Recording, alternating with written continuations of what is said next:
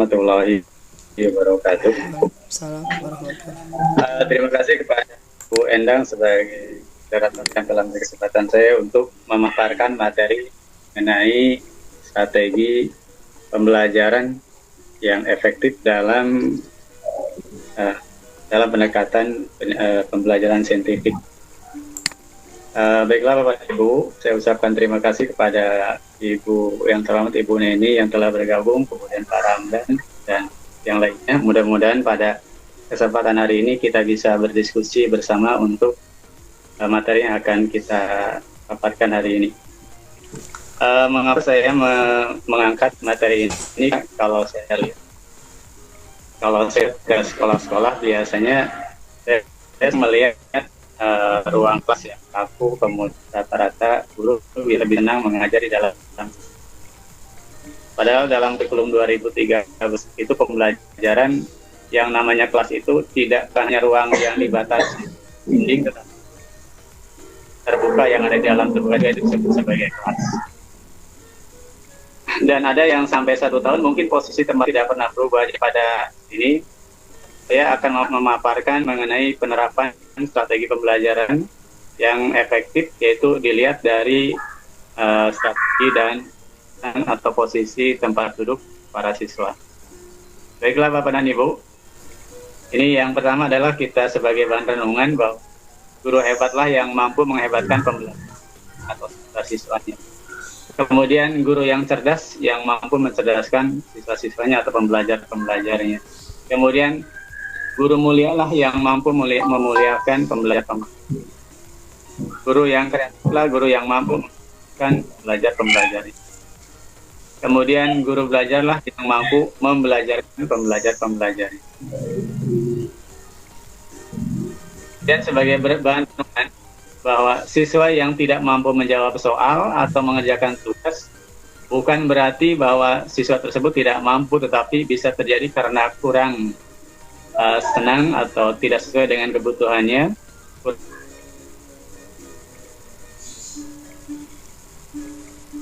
Halo Pak, suaranya hilang Pak.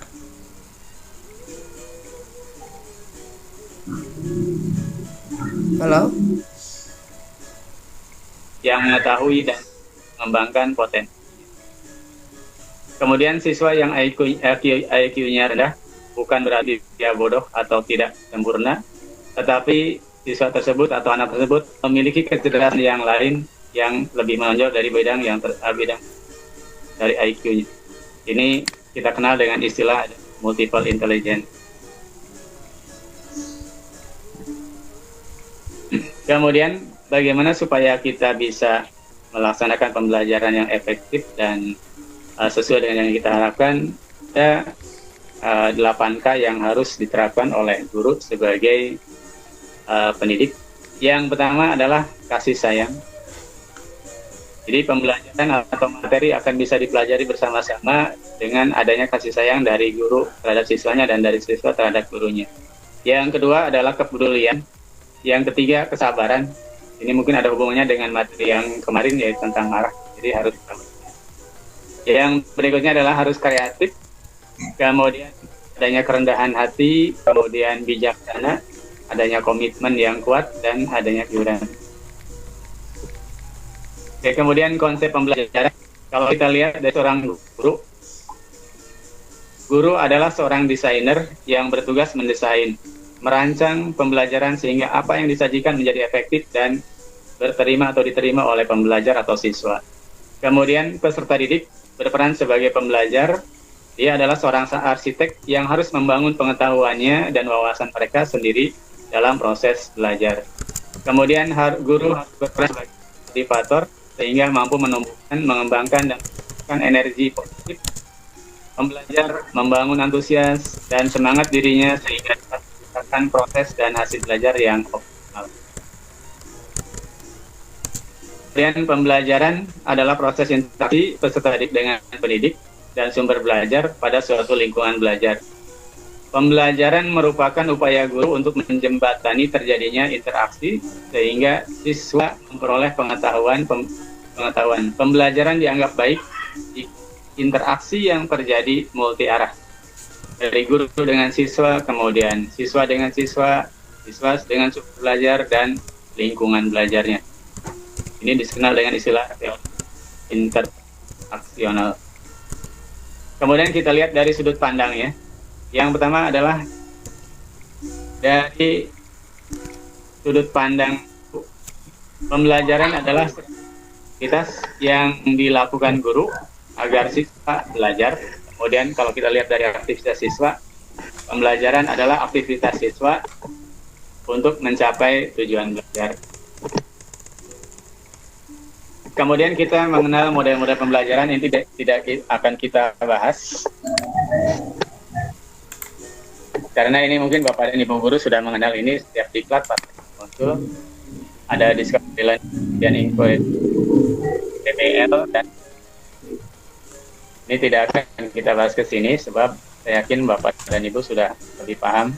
Kemudian 4 pilar pendidikan juga ini sering disampaikan, ini tidak akan kita bahas. Ada learning to know, learning to be, learning to do, dan learning to learn. Nah, kemudian jenis pembelajaran yang kita kenal ada TTL atau contextual teaching learning. Ini adalah pembelajaran kontekstual. Kemudian yang kedua adalah pembelajaran PAIKEM. Ini sesuai dengan Permendikbud nomor 65 tahun 2013 tentang standar proses. Jadi pembelajaran diselenggarakan secara interaktif, inspiratif, menyenangkan, menantang, memotivasi peserta didik untuk aktif serta memberikan ruang yang bagi prakasa, kreativitas, kemandirian sesuai dengan bakat, minat, perkembangan dan psikologis dari ini. Nah, kemudian komponen-komponennya ini sudah kita kenal, tidak usah PAIKEM juga ini sudah beberapa tahun yang lalu kita kenal. Nah, yang akan kita bahas hari ini adalah mengenai ada pendapat yang ini menjadi inspirasi. Jadi untuk menempuh hal-hal yang tidak lazim, baik bagi perkembangan jiwa dan yang kita gunakan, kan? Memanfaatkan keunikan diri dari para pembelajar kita demi tujuan mulia yang kita berikan pada diri. Ini dari pendapat dari Tony Roni dalam The Power of Emotional dan Situation. Strategi pembelajaran adalah kegiatan pembelajaran yang harus dikerjakan oleh guru dan siswa agar tujuan belajar dapat tercapai secara efektif. Ya. Usaha-usaha supaya pembelajaran dapat berjalan secara efektif, ada usaha administrasi, kemudian ada dan 8 yang tadi. Jadi perencanaan harus bagus, jadi RPP harus mencakup yang ada di sini. Kemudian pembelajaran actionnya di kelas, di luar kelas, di luar ruangan ini harus bagus. Nah, kita lihat ini langsung praktiknya, ini strateginya. Di sini saya paparkan mengenai sintak strategi pembelajaran dengan posisi siswa di dalam ruang kelas atau di luar kelas. Ini adalah jenisnya snowball rolling. Mungkin Bapak dan Ibu kenal dengan istilah bola salju, di mana posisi siswa melingkar.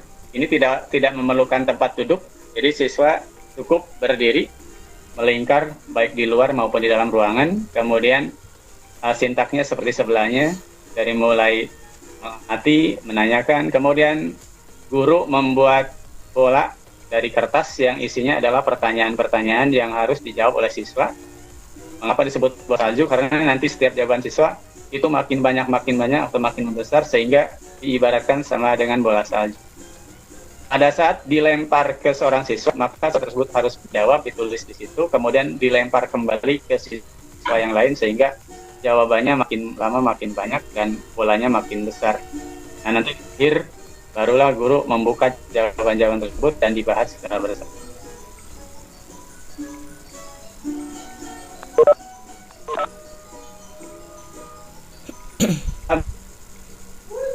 Informasi tempat duduknya melihat setiap kelompok kamu itu melihat. Kemudian kegiatan hampir sama, dari mulai menyimak, kemudian bertanya, kemudian membentuk pasangan. Jadi siswa dengan pasangannya sebelahnya, dia berdiskusi dari soal yang diberikan oleh guru. Kemudian kalau sudah selesai, yang tadinya dia berdiskusi dengan sebelah kanan, dia berbalik ke sebelah kiri. Yang tadinya sebelah kiri berbalik ke sebelah kanan, dia berdiskusi dengan teman sebelahnya. Nanti dari situ dia balik lagi, kemudian merumuskan kali apa yang sudah dijawab dan diskusikan dengan temannya menjadi suatu hasil yang lebih sempurna, dan nanti hasilnya ditulis di kertas berwarna, dipajang di depan kelas dan diberikan umpan balik oleh. Ini posisi tempat duduknya jadi semacam itu. Jadi tidak menetap selama satu tempat duduknya bentuknya U saja. Jadi, setiap hari mungkin bisa berubah-ubah, makanya dianjurkan meja itu tidak terlalu berat sehingga mudah mengaturnya. Kemudian yang berikutnya adalah inside and outside circle. Jadi siswa melingkar dengan dua lingkaran, ada lingkaran dalam, ada lingkaran luar. Itu lingkaran dalam nanti diskusinya dengan lingkaran dalam. Jadi sebelum dia di dalam lingkaran, dia berdiskusi dulu. Kemudian kalau sudah diskusi kelompok 1, kelompok 2, mereka membentuk lingkaran. Setelah lingkaran, mereka melangkah dengan arah yang berlawanan. Kelompok dalam melangkah ke arah kiri, kemudian kelompok luarnya berlawanan. Nanti pada saat mereka ketemu dengan orang lain yang di luar, dia berdiskusi dengan teman dua pasang itu. Begitu seterusnya, dia melangkah biasanya diiringi dengan nyanyian atau dengan lagu-lagu supaya suasananya jadi menyenangkan. Nanti setelah diberi waktu tertentu, barulah mereka harus merumuskan jawaban-jawaban yang sudah diskusikan, kemudian dipresentasikan. Berikutnya adalah ABC. Ini formasi tempat duduknya berbanjar biasa 3, yang biasanya ada 4 baris, ini menjadi 3 baris, bisa juga 4 baris. Tergantung regunya A, B, C, atau D. Kalau 4 berarti sampai D, kalau 3 berarti sampai D. Sintaknya sama dari mulai mempelajari atau mengamati, menyimak, kemudian bertanya, kemudian guru membagi kelompok, setelah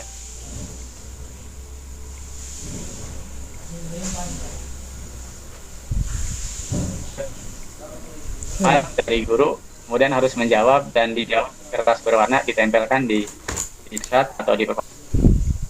Terusnya bergiliran satu orang satu. Nanti setelah selesai semuanya, barulah dinilai satu kelompok dan direfleksi atau jawabannya diklarifikasi betul atau salahnya atau dan mana yang. Ya, yang berikutnya question student. Ini posisi tempat duduk melingkar, guru ada di tengah. Jadi kalau kita lihat ini mungkin jarang guru ada yang mengajar begini Bu ya. Bapak dan Ibu mungkin Belum pindah Pak, belum ya? pindah layarnya, belum pindah. Oh. Sudah pindah Bu? Sudah. Nah ini bentuknya melingkar, guru posisinya tengah, jadi meja itu dilingkar konferensi meja bundar. Guru ada di tengah.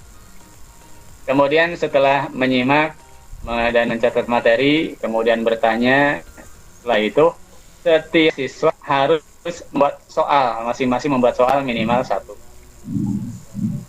Dan soal tersebut diedarkan setelah jarum jam melingkar. Setiap orang harus memegang satu kali, dibaca. Nanti kalau soal tersebut susah dan perlu dibahas, maka siswa tersebut harus memberikan checklist terus sampai kembali lagi ke pemilik asal. Kalau sudah sampai ke pemilik asal, nanti diberikan kepada guru atau dipegang oleh siswa yang listnya paling banyak, berarti itu adalah soal yang harus dibahas dan dianggap penting oleh semua di kelas. Jadi pembahasannya adalah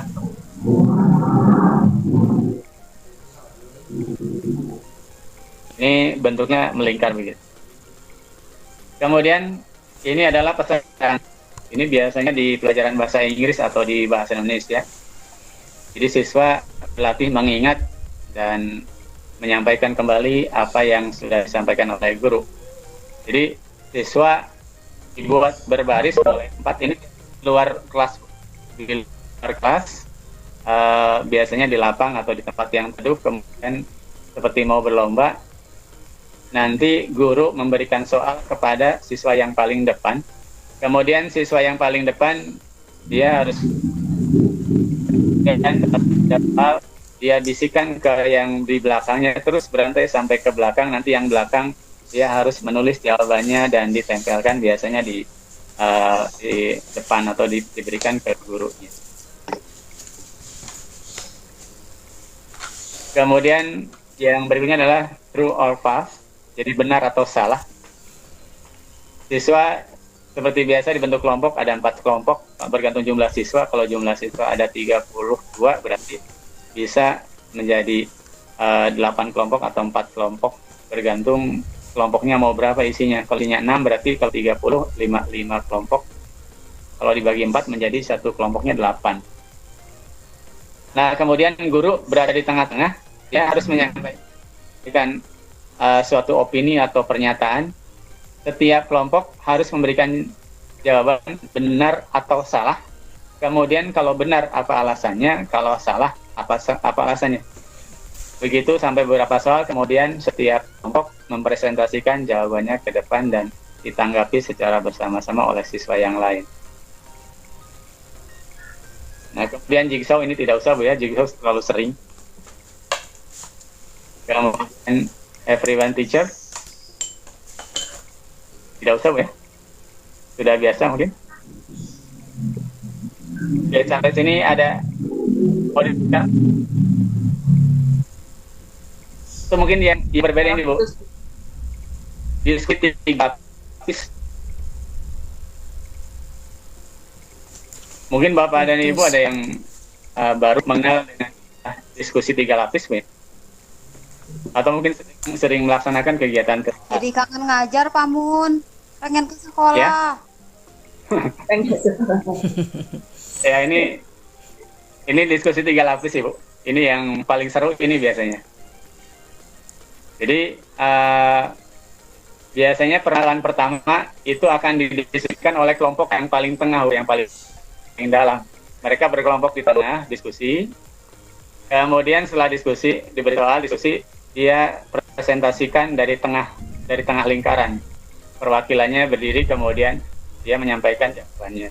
Kalau sudah selesai, nanti dia keluar, membentuk kelompok keluar, nanti kelompok yang di sebelahnya masuk ke dalam, kemudian menjadi kelompok diskusi berikutnya. Begitu seterusnya sampai 3 permasalahan dibahas sampai selesai. Baru setelah itu klarifikasi oleh guru atau refleksi oleh guru. Jadi guru seperti tukang obat di tengah-tengah. Jadi tidak selamanya guru harus di depan, tapi kadang di tengah dan kadang di belakang. Itu mungkin Bu ya. Bawahnya masih banyak tuh ya. Ya pastilah kan itu. Itu aja mungkin. Teruskan. Mau dilanjut? Ya ini waktunya nanti kembali ya Bu. Mau Gimana? tinggal 15 menit lagi. role playing nggak usah Bu ya. Karena tadi Physical self assessment. Nah, dengan